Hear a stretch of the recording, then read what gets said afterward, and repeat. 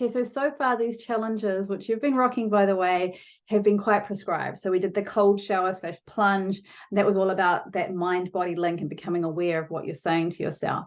Number two was, one of them was saying no. It's about setting boundaries and alignment with what's important to you in between what you're saying and doing. We had the compliment a stranger, which was about making new connections and being seen, putting yourself out there just that little bit more. We had the focus wheel challenge, which was about taking an honest look at what your life is looking like and why you might not be feeling like it's 100% where you want it to be, and being audacious enough to set a first step goal to get started on one area, And then today I want to do less prescribing. And if that becomes difficult for you, I have a plan B. So here's what we're going to do. Today is about the voices in your head. Yeah. No, those ones. And what I want to do is I'm going to get you to play with them. So I'm talking about the voice, the negative committee that meets in your head, that judges everything you're going to do or thinking about doing, that tells you that you can't or that you should and you must do this and you have to listen to that. And oh my goodness, you couldn't possibly be that, that voice or those voices. I'm going to get you to bring awareness to what those voices are saying and what they sound like, so you can start to take control of them, so that negativity doesn't have to keep controlling you. Sounds fun, right?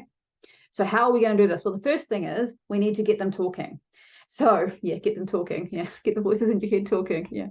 So I'm going to get you to do one of two things. Either you're going to do a 2-minute burpee challenge with me, because that shit will really get in your head fast. I will demonstrate burpees in a separate video if you don't know what that is. You're welcome, Anna. It's not Dubs, so there you go. And you have option B, right? If you don't want to do the physical burpee challenge, which is 2 minutes max effort, whatever that is for you, of burpees, and I will show you how to moderate burpees if you're not doing 2 minutes of that anytime soon. Or you're just going to pick something that scares you a bit, So for example, it might be talking to someone new. It might be nerve-wracking for you. It might be taking up a new hobby or skill. It might be going out by yourself. It might be speaking in public that gets your heart rate going and has you freaking out a bit. It might be skydiving. It might be taking a plunge in the ocean. It doesn't matter. It could be any number of different things.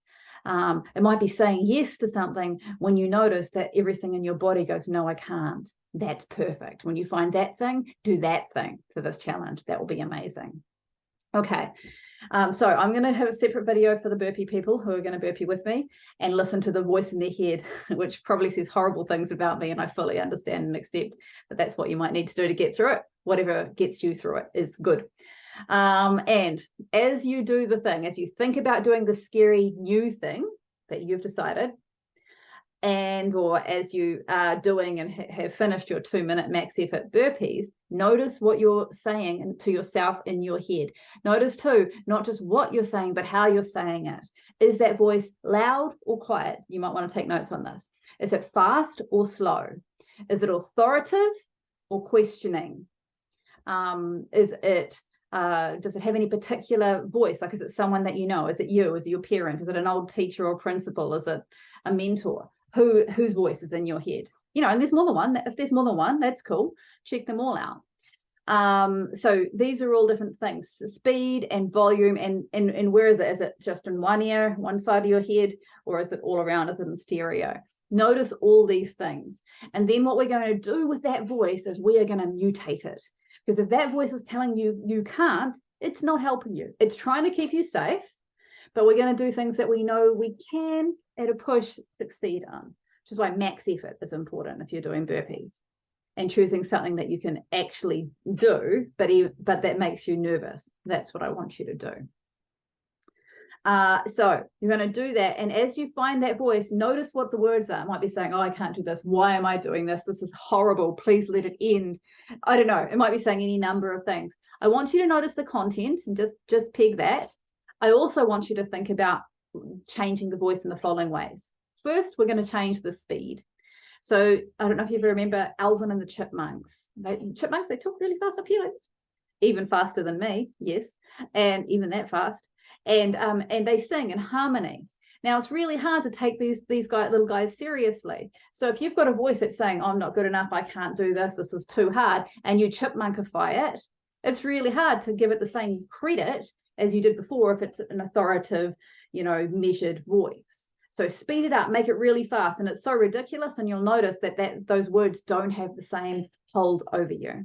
Same thing, you can slow it down. So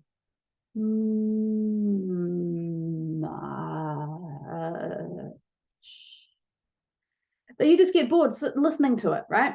So you can do that. My favorite is Donald Duck. Donald Duck is my pal. He gets upset about a lot of things. So when I'm upset, I can have rapport with Donald, but I also can't take him too seriously. So when I change the voices in my head that are jumping up and down and ranting at me and telling me I'm not good enough or I can't, to Donald Duck, I suddenly just feel like laughing. The whole idea becomes ludicrous that I can't, and it focuses my energy back on just getting on and doing it. So my challenge to you is play with it. Did you chipmunkify? Did you Donald Duckify? Did you slow it down or speed it up? You can also just turn the volume way, way down so much you can't even hear, and you're like, oh, sorry, what? And all of these things will change the power of your thinking over your results. And this is an example of a mind over matter strategy. Yeah. So yes, of course, if you sit there telling yourself that it's hard and it's difficult, then that becomes hard and difficult. And when you change not just the content, but the credibility of the voice by the ways that we've talked about, then that too frees you from the negative committee that sometimes otherwise can meet in any of our heads.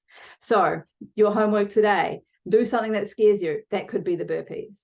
Notice what actually you are saying to yourself and change that voice. You don't need to change the content, just change the voice. Because what most people don't know, of course, if you feed yourself crap, you feel like crap. Same thing in your mind. What people don't necessarily know, it's not just what you say to yourself, it's how you say it that counts. So have a play and let me know what happened for you when you transformed those voices.